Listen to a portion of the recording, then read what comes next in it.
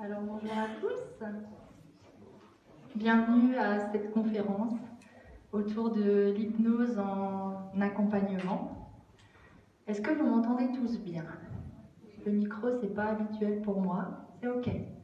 N'hésitez pas à me dire si vous m'entendez plus un moment ou si c'est pas confortable pour vos oreilles, n'hésitez pas. Voilà. Donc, en tout cas, merci pour votre présence. Je vois qu'il y a même quelques hommes dans la salle qui ont osé se mêler à cette majorité féminine. Je dis ça parce que j'ai eu des demandes sur Internet pour dire est-ce que les hommes sont bienvenus? Oui, tout à fait. Donc avant de commencer, je vais d'abord prendre un petit temps pour me présenter. Donc moi je suis Fanny Glaser, je suis infirmière de métier depuis 2005 et je pratique l'hypnose en accompagnement depuis 2012. Alors il faut savoir que j'ai deux activités professionnelles. J'ai une petite activité salariée dans l'assistance respiratoire à domicile où j'accompagne des patients insuffisants respiratoires chroniques ou apnéiques du sommeil à mieux vivre et à mieux accepter leur traitement par ventilation artificielle. Alors aujourd'hui, je suis ici avec ma casquette de praticienne en hypnose, vous l'aurez compris, de praticienne au centre hypnose Sud-Alsace à Danemarie, en face du parking de l'église, pour ceux qui connaissent. C'est notre centre de consultation en accompagnement où on reçoit au quotidien des personnes autour de problématiques diverses et variées. J'y viendrai plus tard pour plus de détails. Je dis notre centre parce que j'exerce avec mon mari, Paul Glaser, qui lui aussi reçoit en consultation et qui fait également de la formation et des ateliers de groupe. Pour les connaisseurs, on pratique l'hypnose de type ericksonienne. Ericksonienne du nom de Erickson, un célèbre psychiatre américain du XXe siècle, qui a vraiment révolutionné l'hypnose moderne par rapport à ce qu'elle était avant, dans quelque chose de plus classique, de plus autoritaire. Et là, on va vraiment vers quelque chose d'intuitif, de personnalisé, de beaucoup plus doux. C'est l'hypnose la plus pratiquée aujourd'hui en accompagnement, même si d'autres courants en sont assez directement inspirés. Alors, je ne suis pas là pour vous faire l'historique de l'hypnose, hein. Vous pouvez aller sur Wikipédia qui fera ça beaucoup mieux que moi. Je suis là aujourd'hui vraiment pour vous parler d'hypnose en général dans un premier temps, mais aussi de notre approche en accompagnement et aussi surtout un peu pour démystifier l'hypnose, pour casser certaines idées reçues qui peuvent encore subsister là de nos jours. En fait, au quotidien, je me rends vraiment compte que l'idée que les gens se font d'hypnose est quand même encore pas mal inspirée de ce qu'on peut voir dans les médias, à travers l'hypnose de rue, à travers l'hypnose de spectacle en fait. Et c'est complètement différent puisque là on est vraiment dans un cadre de divertissement et non d'accompagnement, ça n'a rien à voir. Donc vous aurez bien compris qu'ici c'est pas un spectacle d'hypnose. Désolée pour ceux qui seraient éventuellement déçus. En tout cas là je parlais des médias, mais dans les médias on parle aussi beaucoup de l'hypnose dans le cadre de l'anesthésie, de l'analgésie, en milieu hospitalier, en préhospitalier, dans l'accouchement sans péridurale, par exemple. Mais, et en tout cas, il y a vraiment maintenant des preuves solides scientifiques par rapport à tout ça, mais ça ne suffit pas toujours à se faire vraiment une idée précise de comment ça fonctionne, de ce qui s'y passe et de ce que ça va permettre dans le travail sur soi, dans le développement personnel, etc. D'ailleurs, ça m'intrigue de savoir quelles idées reçues là circulent dans vos esprits, dans la salle ici. En fait, je vais faire un petit sondage, vous allez pouvoir juste lever la main pour répondre oui, si c'est le cas. Qui pense ici qu'en hypnose, on dort? Ok. Qui pense qu'on est inconscient quand on est sous hypnose? Ok, comme hier, on a déjà un public assez averti, ça fait plaisir. Donc oui, l'hypnose n'est pas un sommeil. Il s'y passe, même si effectivement, d'apparence, quand on observe la personne, on peut avoir l'impression, dans certains cas, qu'elle dort. Finalement, ce qui se passe à l'intérieur, ce qui se passe dans son cerveau, c'est tout autre. C'est une autre activité cérébrale, c'est surtout une hyperactivité mentale à ce moment-là. Ça se rapproche plus d'une hyperconcentration, d'une hypervigilance que d'un sommeil en fait. Et oui, en hypnose, on reste aussi conscient. On sait toujours où on est. On entend ce qui se passe autour. S'il y a une urgence, on va être capable de réagir à ce moment-là. Mais, donc on n'est pas inconscient, mais on va se rapprocher de tous nos mécanismes inconscients, de tous nos mécanismes plus profonds à ce moment-là, simplement. C'est ça l'idée. Qui pense ici dans la salle que pour vivre un état d'hypnose, il faut être réceptif? Ok, finalement tout le monde a raison. En fait, les neurosciences prouvent aujourd'hui qu'on traverse un état d'hypnose léger en moyenne toutes les 90 minutes. Donc a priori, on serait tous capables d'en vivre un. Je m'explique. Toutes les 90 minutes, il y a un état d'hypnose léger qui se crée. Alors ça va être, par exemple, dans des activités de forte concentration, où à un moment donné, on va être complètement focalisé sur ce qu'on est en train de faire, qu'on en oublie ce qui se passe autour, comme si on se mettait dans une bulle complètement connectée à ça et qu'on oublie finalement tout le reste, l'environnement, le temps qui passe, etc. On a tous vécu des moments comme ça un jour. Ou ces moments où on est en mode pilote automatique et qu'on conduit en voiture et qu'on passe d'un point A à un point B, par exemple sur un trajet connu, et qu'on n'a même plus à réfléchir. Finalement, on est là et pas là, on est prêt à réagir, on passe les vitesses, mais en même temps, on peut être perdu dans ses pensées. Et tout ça se fait. On peut arriver à destination en se disant « Ah ouais, en fait, je suis arrivée et j'ai presque plus souvenir de à quel feu rouge je me suis arrêtée, s'il y avait un stop, etc. » Et les choses se sont faites, clairement. D'autres moments, on va aussi pouvoir être très impliqué émotionnellement dans quelque chose.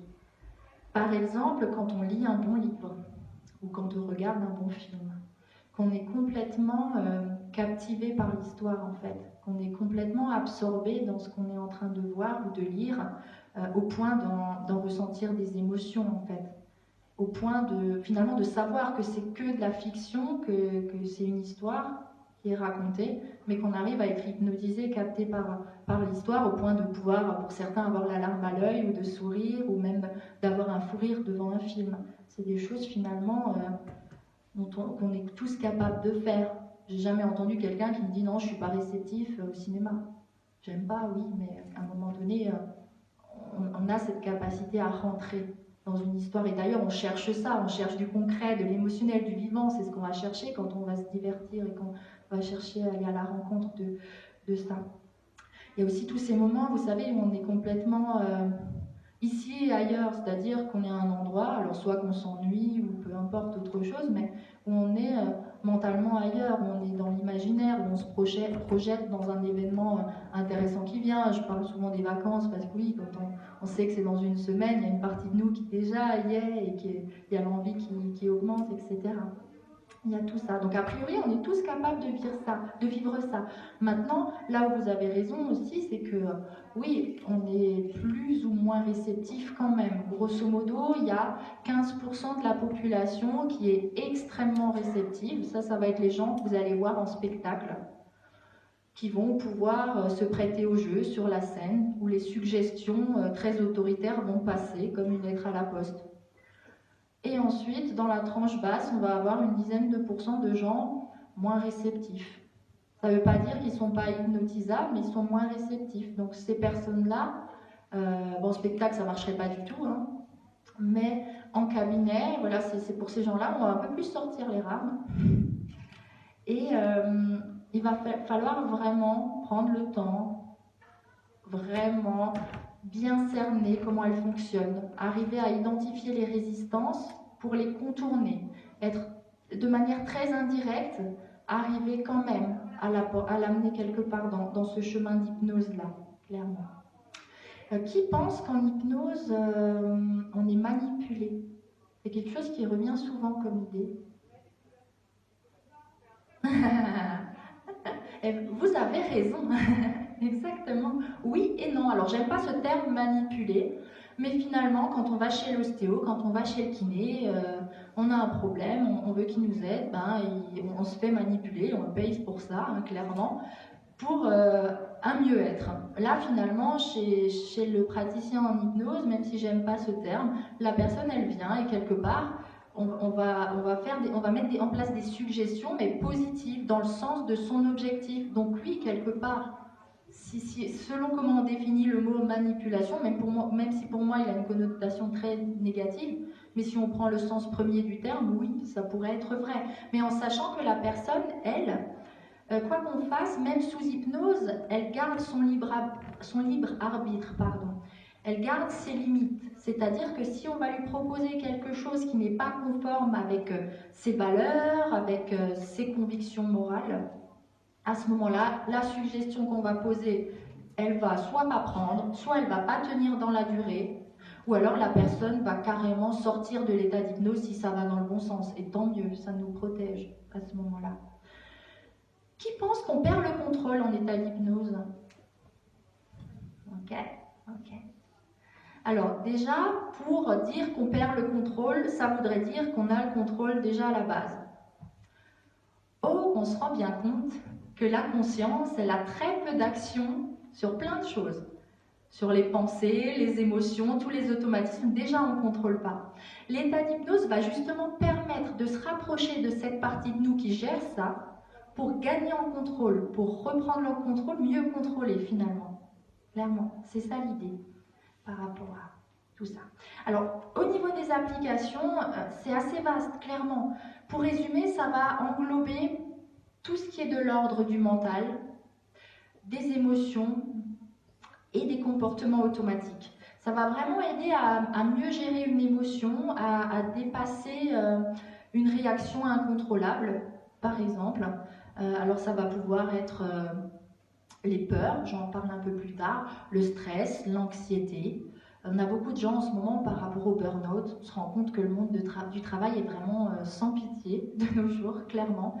Pas mal de demandes autour de la confiance en soi également. On va pouvoir aussi agir à transformer des comportements automatiques comme le tabagisme, comme les personnes qui grignotent ou qui ont des compulsions alimentaires, l'hyperphagie, à manger de trop, et ça passe par plein de choses. Hein. Ça peut être se ronger les ongles, ça peut être des personnes qui s'arrachent les cheveux en cas de stress, ce genre de choses, qui ont des choses plus fortes qu'elles n'arrivent pas à maîtriser. L'hypnose est bien sûr très réputée et c'est là où il y a le plus d'études scientifiques qui viennent prouver son efficacité. Ça va être tout ce qui est de l'ordre de l'anesthésie et de la gestion des douleurs chroniques, comme les migraines, comme les douleurs de la fibromyalgie ou de l'arthrose. Où là, en hypnose, on va avoir une action vraiment sur le ressenti douloureux, en agissant sur les perceptions émotionnelles de la douleur. Je m'explique en fait. La douleur physique elle-même, paraît que c'est environ 30% de la douleur. Et tout le reste, c'est ce que la personne se construit autour. Toute l'histoire qu'elle se raconte autour de ça. C'est-à-dire toutes les peurs, toutes les anticipations négatives à travers ça. Souvent, il y a de la colère ou du déni ou de la tristesse, autre chose, qui viennent encore créer de la tension dans le corps et qui va majorer cette douleur-là. Donc on va pouvoir agir là-dessus, surtout en apprenant à la personne à pratiquer ce qu'on appelle l'auto-hypnose pour qu'elle ait des outils, pour être autonome, pour mieux gérer ses douleurs. Alors, ce ne sont pas les demandes les plus fréquentes en cabinet. Ce qu'il y a de plus fréquent en demande, c'est vraiment tout ce qui est gestion émotionnelle au sens large, donc tout ce que j'ai dit déjà tout à l'heure, mais ça va pouvoir être aussi les deuils d'une personne, d'une relation, ça va pouvoir être les autres événements de vie qui ont été mal vécus, hein, un licenciement, un divorce, autre chose, où la personne se rend compte qu'à distance, qu'elle porte encore des choses qui sont désagréables à ce niveau-là, donc on va vraiment l'aider à changer la perception qu'elle a de cet événement. L'événement, on ne peut pas le changer, mais on va changer son regard sur l'événement, de manière à ce que l'impact émotionnel soit différent, pour l'aider à accepter cet événement-là, à le traverser et à laisser des choses derrière elle, et à enfin pouvoir avancer. Je vous expliquerai après par quel mécanisme on va utiliser pour faire ceci. On se rend compte qu'au quotidien, comme je l'ai dit, ce n'est pas l'événement qui est important. C'est l'histoire que la personne se raconte à propos de l'événement. Je prends un exemple, vous avez deux enfants qui se baignent dans la mer, il y a une grosse vague, les deux sont entraînés par la vague. Il y en a un des deux qui sort, qui court chez ses parents, mort de rire, ah c'était rigolo, blablabla, et l'autre qui va être apeuré, qui va pleurer, qui va hurler, et peut-être qui va en déclencher une phobie. Donc ça montre bien, devant un même événement, c'est tout ce qui se passe à l'intérieur qui va faire en sorte que... Donc ça montre bien qu'on est capable cérébralement d'évoluer et de réagir différemment à ce même événement-là. Je parlais justement là des peurs. Les peurs, en fait, c'est utile finalement. Quand on voit, je prends pour exemple la peur du vide, la peur de la vitesse, c'est quelque chose qui est utile et ça va nous protéger. Là où ça devient un problème, c'est quand c'est excessif et quand ça devient un frein vraiment dans une limite dans la vie quotidienne.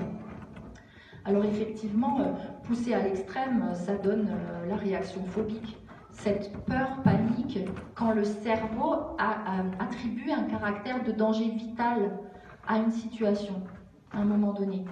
Donc il y a vraiment une réaction complètement excessive, irrationnelle, incontrôlée. Et en hypnose, on va chercher justement à modifier le lien automatique que le cerveau va faire entre le déclencheur et l'émotion excessive. Et on va chercher à associer un autre état interne, une autre émotion à ce déclencheur-là, sous hypnose, pour lui permettre de dépasser ça.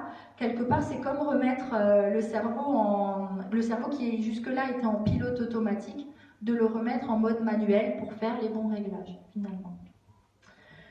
J'interviens aussi auprès de futures mamans qui souhaitent se libérer de réactions, d'émotions qui viennent gêner, gâcher un peu leur grossesse, pour leur permettre d'entrevoir toute cette période-là et l'accouchement beaucoup plus positivement et beaucoup plus sereinement. Une autre application, alors il paraît que 50% des Français se plaignent de mal dormir. Effectivement, on remarque aussi que ces personnes-là, en fait, finalement, à un moment donné, elles ont su dormir. C'est une capacité innée à la naissance. On sait dormir. Mais finalement, la personne va faire quelque chose inconsciemment qui va gêner l'endormissement. Et c'est ça qu'on va aller chercher. C'est variable d'une personne à l'autre, mais il y a vraiment des choses qui reviennent souvent. Il y a toutes les préoccupations, toutes les ruminations, toute l'hyperactivité mentale qu'il y a au coucher, l'anticipation de la journée du lendemain, des peurs sur ce qui se passera peut-être dans une semaine, un événement important, etc. Où on refait la journée qui vient de passer, on se dit ah bah tiens j'ai oublié de faire ça, j'aurais dû faire ça, ça j'aurais fait mieux, et tout ça, ça vient vraiment enrayer le processus naturel parce que c'est incompatible avec le lâcher prise qui va être nécessaire à l'endormissement, clairement. Donc là on va vraiment aider la personne à réapprendre à dormir, à se libérer de ça, parce que autour de ça vient se greffer d'autres choses finalement, parce qu'après on anticipe négativement le coucher, il y a des peurs de ne pas arriver à dormir qui renforcent la chose, et plus on veut dormir, plus il y a de la volonté et de l'envie là-dedans, moins c'est naturel, et plus ça pose problème, et après on est dans un cercle vicieux. Donc on vient décaler quelque chose là-dedans pour que ça puisse repartir différemment. On intervient aussi beaucoup dans les compulsions alimentaires, dans tous les automatismes gênants. J'en ai parlé déjà tout à l'heure, hein. Pour exemple le tabac ou l'alimentation, un trouble du comportement alimentaire. Je le mets là dans une case à part, mais finalement ça rejoint les applications émotionnelles. Derrière ça, même si la personne n'en a pas conscience, derrière ces automatismes-là, il y a un bénéfice immédiat pour le cerveau.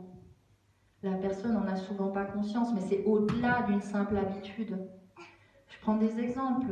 Une personne qui va manger systématiquement devant la télé, ou une personne qui va grignoter pour combler un vide, quelqu'un qui va fumer pour gérer du stress, pour gérer de l'ennui, de la solitude, autre chose. C'est assez varié, mais il y a toujours quelque chose là derrière qu'il est important de prendre en compte en fait, pour vraiment permettre à la personne de reprendre le contrôle dessus. Et ensuite, dans un deuxième temps, on va pouvoir travailler sur les automatismes, parce qu'il y a plein d'associations d'idées. Hein.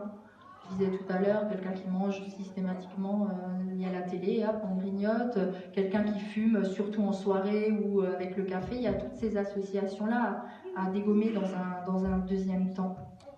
Donc imaginez bien que si une personne, si la personne là en question apprend par exemple à se sentir bien quand elle est seule, elle n'a plus forcément besoin de fumer ou de manger.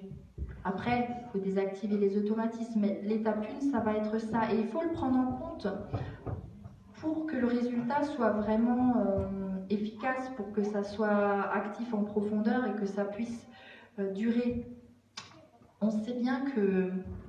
On sait bien, non, c'est quelque chose que j'ai déjà pu constater. On pourrait très bien, sous hypnose, dégoûter la personne du tabac. Elle aurait plus envie de fumer, on est d'accord. Ça pourrait fonctionner. Ou dégoûter du chocolat, pour quelqu'un qui a une addiction au chocolat. Ça pourrait fonctionner, mais ça va avoir plein de conséquences négatives. C'est-à-dire que là, on n'entend pas le besoin qu'il y a derrière. Donc la personne, qu'est-ce qui va se passer pour elle? Elle va créer un état interne. Elle va créer soit un état interne désagréable, un mal-être, une sensation de vide, des angoisses, etc., une irritabilité, typiquement pour les fumeurs. Hein. On a tous connu des gens qui ont arrêté de fumer et qui devenaient exécrables avec tout le monde au point où le mari ou la femme dit « reprends, c'était mieux avant ». Ça, c'est clair et net. Ou alors ces gens qui ont arrêté de fumer ou qui ont perdu du poids, finalement, et qui se sont jetés sur autre chose, finalement, qui ont compensé. Le cerveau, il va chercher une autre solution. Je fume plus, mais je vais peut-être grignoter du sucré. Si on ne prend pas en compte ce qu'il y a derrière le comportement, le cerveau, il va trouver un autre moyen d'aller vers ce bénéfice-là, clairement. Donc c'est pour ça que c'est important de travailler sur le rapport qu'a la personne avec son problème, avec l'alimentation, avec le tabac, avec d'autres choses. Ça peut être l'addiction au jeu ou encore tellement d'autres choses là. Donc finalement, les gens viennent chez nous avec un problème de surface, je dirais. Nous, on voit ça presque comme un alibi de travail. Et on va chercher ce qu'il y a derrière ça. Et on va toujours trouver quelque chose. On va creuser, mais on va trouver.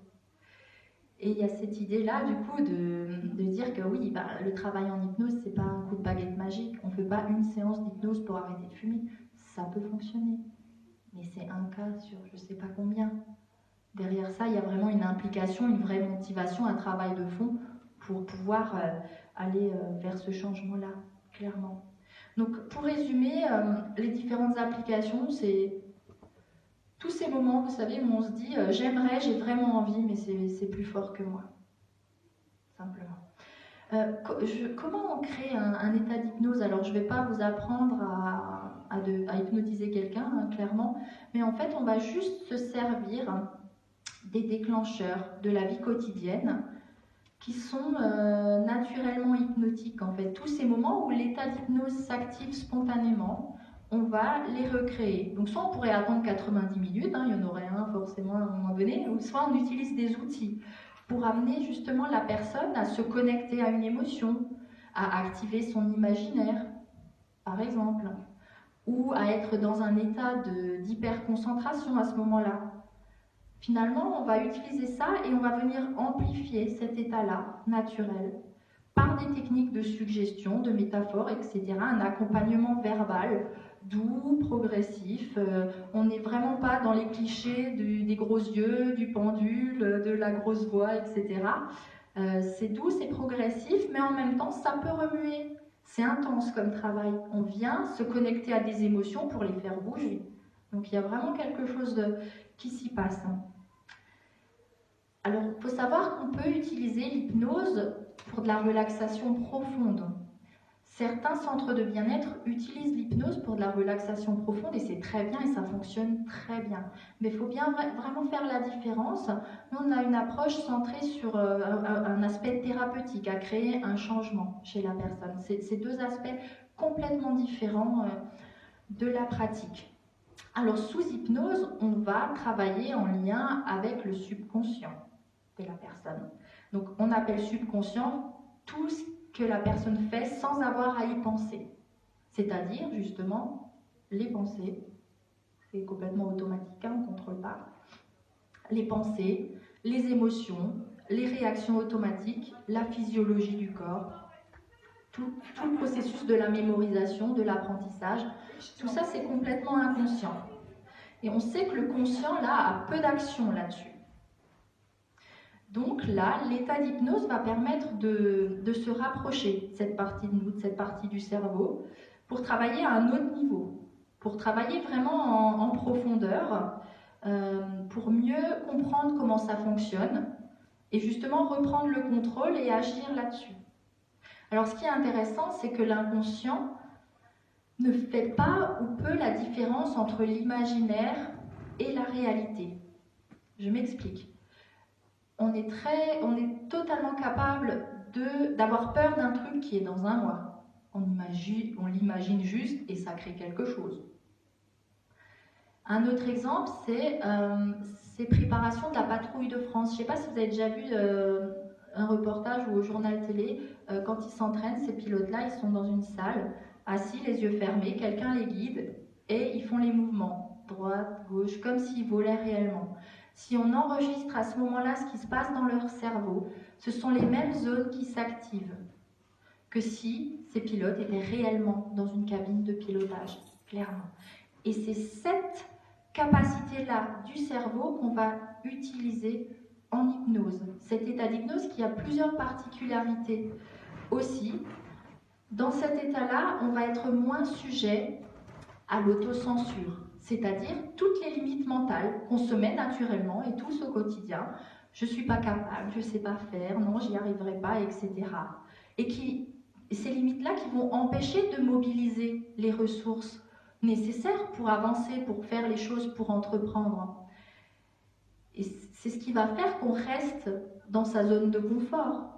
Vous savez, cet endroit-là où on est en sécurité, où on ne prend pas de risques, mais où on évolue pas ou très peu finalement. Et là, en hypnose, on va mettre cette autocensure un peu de côté, de manière à ouvrir d'autres possibilités. La personne va pouvoir entrevoir autre chose et remarquer que ce qu'elle croyait vrai sur ses capacités, finalement, elle est capable de le dépasser et d'agir en imagination. Et déjà, si elle imagine le faire, quelque part à l'intérieur, ça le crée, comme j'avais expliqué tout à l'heure. La troisième caractéristique intéressante de l'état d'hypnose va être que le cerveau va être plus malléable. Le cerveau va pouvoir apprendre plus facilement. Il va pouvoir apprendre, mais aussi désapprendre des choses qui lui sont plus utiles, qui gênent la personne actuellement. Simplement parce que c'est prouvé que sous hypnose, le cerveau défait plus facilement des connexions nerveuses et en reconstruit d'autres, pour reconstruire de nouveaux schémas mentaux dans le cerveau, simplement. Et du coup, permettre de créer du changement, simplement. Comment se déroule une séance ? C'est un point que je souhaitais aussi aborder pour avoir une vision globale, pour se représenter un peu mieux de comment on travaille. Alors, il y a une première phase, une phase d'échange autour de la problématique, de savoir ce qui se passe pour la personne, ce qui lui pose problème, et aussi, surtout, de définir avec elle l'évolution qu'elle veut atteindre. Souvent, les gens savent ce qu'ils veulent plus, mais ils ne savent pas ce qu'ils veulent à la place, clairement. Et il faut savoir que le cerveau, lui, il traite très mal la négation. C'est-à-dire que le cerveau va capter le mot fort dans une phrase ou dans une pensée. Par exemple, si je vous dis « ne pensez pas à un éléphant rose », et ça y est, qui arrive, on y pense, mais on n'y pense plus. On arrive, c'est comme s'il vient et on arrive à couper le truc après, mais c'est trop tard, c'est tellement plus rapide, clairement. Ne pensez pas à quel coude appuie le plus sur le fauteuil. Trop tard. On est d'accord. Clairement. Donc là, l'idée, ça va être que la personne puisse verbaliser la direction dans laquelle elle veut aller. Et du coup, ça va lui permettre de se projeter déjà aussi, de donner un message au cerveau, de se conditionner déjà dans ce sens, d'imaginer et donc de créer déjà quelque chose à l'intérieur d'elle-même. Et on va vraiment orienter l'accompagnement vers la solution. C'est-à-dire, on ne va pas chercher pourquoi il y a le problème, explorer tout ça, le passé, etc. D'ailleurs, on ne veut pas savoir son histoire de vie, les événements qu'elle a vécus. Peut-être qu'elle a vécu des choses douloureuses, des choses lourdes, des traumatismes. Elle n'a sans doute pas envie de raconter, et ça serait peut-être même pas bon pour elle. Mais ça va être de partir de ce qui se passe là, aujourd'hui, et de voir comment elle veut évoluer et comment elle peut en sortir au jour d'aujourd'hui. Je prends souvent une métaphore intéressante, c'est dire ok, vous roulez en voiture, vous crevez un pneu. Soit vous pouvez sortir de la voiture, faire le tour pendant une demi-heure, aller chercher, se dire mince, qu'est-ce que c'était? C'était un clou, c'était un petit caillou, c'était un petit bout de bois pointu, c'était autre chose, un bout de verre, etc. Ou soit vous pouvez juste commencer à se dire ok, il y a eu ça, bon ben j'accepte le truc. Et de quoi j'ai besoin là pour avancer? Est-ce que je vais passer un coup de fil? Est-ce que je sais si j'ai une roue de secours? Est-ce que je me souviens comment la monter? Est-ce que j'ai un tuto sur YouTube pour savoir comment changer ma roue? Voilà. Et l'idée en hypnose, c'est ça. C'est vraiment, on va être dans cette deuxième démarche-là. Et on va chercher comment la personne fonctionne. Comment elle fonctionne aussi dans son problème. C'est-à-dire tous les mécanismes inconscients justement qui sont là derrière. Toutes les émotions qui sont derrière ce qu'elle nous apporte là, de manière à agir dessus et à les transformer. Donc c'est vraiment, ça nécessite vraiment cette implication. Quand quelqu'un nous appelle en disant « je vous envoie mon mari », etc., non, dites-lui d'appeler. Ça doit être une démarche très personnelle parce qu'on va bosser. Ça va pas être magique non plus. Donc là, je vous ai parlé de la première phase de la séance. Ensuite, il y aura l'entrée dans l'état d'hypnose où on va vraiment créer un cheminement personnalisé, un accompagnement verbal, en s'adaptant bien sûr à son fonctionnement, mais pour permettre à la personne de plonger progressivement dans son état d'hypnose, à son rythme. Elle va pouvoir bien sûr parler, se moucher, bouger, rire, hein, clairement. Hein. On reste en même temps présent et en même temps ailleurs. Et ça va permettre ensuite de faire un travail en lien avec le subconscient, comme je disais tout à l'heure, pour venir vraiment agir à la racine des émotions, à la racine des comportements. Et on se rend compte bien souvent que la personne, au plus profond d'elle-même, en fait, elle sait ce dont elle a besoin. Elle sait, clairement. Du coup, nous, on la guide dans la séance, mais quelque part, c'est elle qui nous guide. Toute la séance, elle part d'elle. C'est vraiment complètement personnalisé, il n'y a pas de protocole et on va aller là où la personne, non pas là où elle a envie d'aller, mais là où elle a besoin d'aller, si elle est prête à le faire à ce moment-là, bien sûr, clairement. Donc selon la problématique apportée, hein, pour rester très général, ce travail-là, il va permettre à la personne de poser, par exemple, de poser un autre regard sur quelque chose, de digérer quelque chose qui lui est arrivé, ou de faire un tri à l'intérieur, d'accepter certaines choses et de libérer d'autres choses. Parfois, ça va être un travail pour mettre des choses à distance, des choses qui l'apaisent, par exemple, ou de lui permettre de prendre du recul ou de la hauteur. Tout ça, c'est des métaphores et c'est la personne qui nous amène ça dans ses mots. Et on va utiliser ça pour construire le travail adapté pour elle ensuite, clairement. Une question qui revient assez souvent, c'est combien de séances il faut? Alors vous comprenez bien, après tout ce que je vous ai expliqué là, que c'est très très difficile de répondre à cette question précisément, parce qu'il y a tellement de choses différentes qui se jouent derrière ce que la personne amène. Ça va vraiment dépendre de la relation que la personne a avec cette problématique-là. Donc en moyenne, pour quand même donner un ordre d'idée, on dit entre 2 et 5 séances, simplement parce que dans un même travail, aussi, ça nécessite parfois plusieurs étapes dans cette réalisation-là. Et ça, je pense qu'il faut l'accepter, il faut le respecter, il faut le prendre en compte, pour que vraiment ça puisse durer, pour que ce qu'on instaure ensemble là puisse être pérennisé dans la suite, clairement.